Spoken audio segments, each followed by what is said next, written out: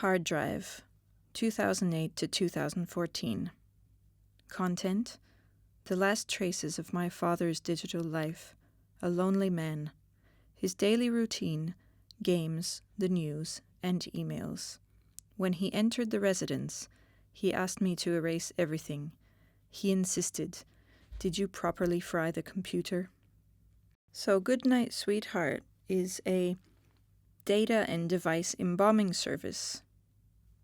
Devices are casted in liquid plastic and data is transferred to special USB keys or customized USB keys that are poured into epoxy.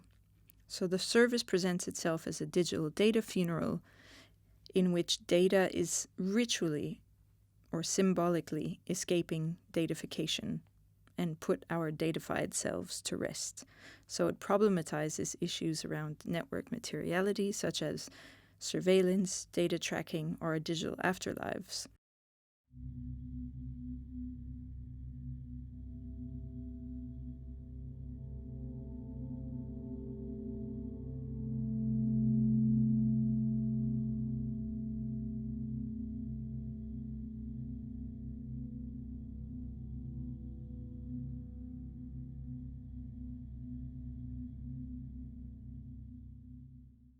The resin embalming process begins about a day before the performance or when the workshop or the embalming will take place. Around 24 hours before, I must shake the resin vigorously so as to make sure that all the compounds within it are mixed together properly. The reason to do this a day before is to minimize the air bubbles. This is especially necessary to do in a very cold environment. I also repeat this procedure 1 hour before the workshop starts, again to leave at least an hour for the air bubbles to float to the surface to minimize the amount of air bubbles in the resin casting. Before the performance or the embalming, I set my tools out on the table, which include protective eyewear, a gas mask, which should be with organic vapor cartridges, protective gloves, which should be made out of nitrile or vinyl. In this case, latex would impede the setting of the resin, of the type of resin that I am using. I also need a scale to weigh the resin, wooden sticks to mix the resin, as well as plastic containers to mix the resin in, paper to clean up as things are dropping because it's impossible to clean resin off a surface afterwards. GPS navigation system, 2009 to 2014, distance traveled, 70,000 kilometers. Its first mission was to guide my children and me to a parking lot in Paris, Parking Notre Dame. The most frequent destinations are my home, de Oude Dijk, my workshop, Werkplaats, and Paula.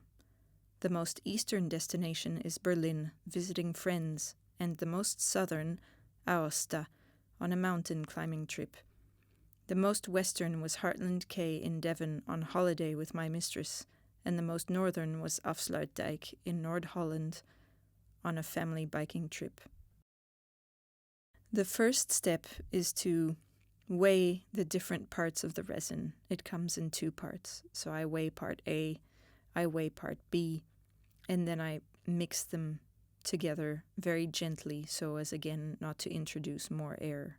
In the specific context of this resin, I have 1 minute to stir it and 2 minutes before it starts hardening. I must mix it for about 1 minute.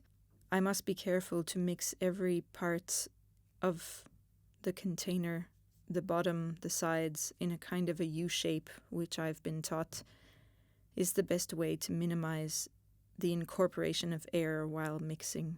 It's very important while mixing to mix for just the right amount of time. If one mixes not enough or too little time, the resin will not set properly, and if one mixes too long, the resin will start setting before you poured it out, and will consequently not set properly either.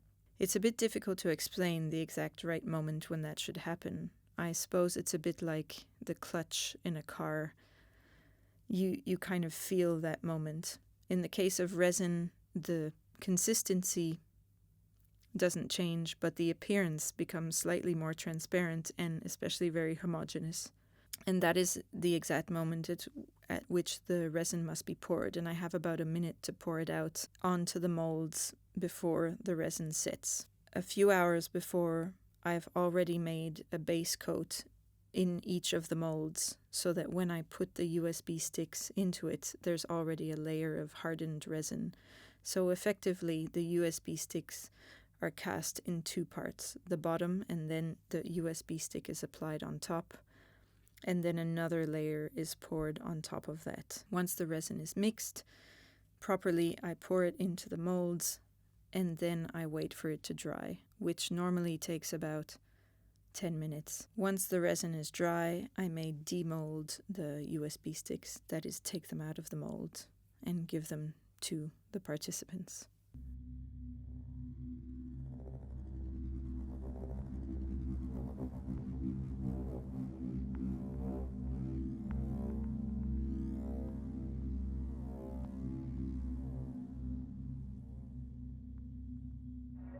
People started saying, well, my daughter is dead, and I want to retrieve her MySpace account. And lo and behold, it's only in this moment that people realize that they have no control over that information, that MySpace owns it. MySpace owns it. You signed the term of agreement. You said yes to this. This person is dead. They owe you nothing, and no one was winning anything in courts, or from Yahoo, from MySpace, Facebook, because that's it. We actually don't have any control over this data. So this idea of surveillance and this idea of tracking, all this tracking that happens as a result of big data and data analysis. We produce so much data. Well, there are devices that make us produce a lot of data, and we are subsequently tracked, which is apparently some sort of mega efficiency, but I would argue to the contrary. But nonetheless, what happens to all this data? No, we are producing ever more amounts of data.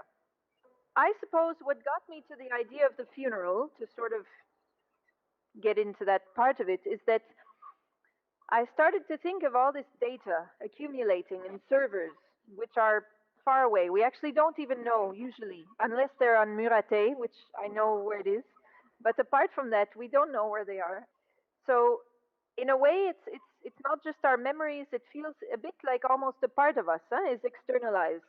It could be our memory, it could be something else, but there's so much of us that is sort of somewhere else externalized from our body. Audio tape, 1996. Copy of Alanis Morissette's album, Jagged Little Pill. At the end of the tape, there is a recording of Monsieur J singing a cappella.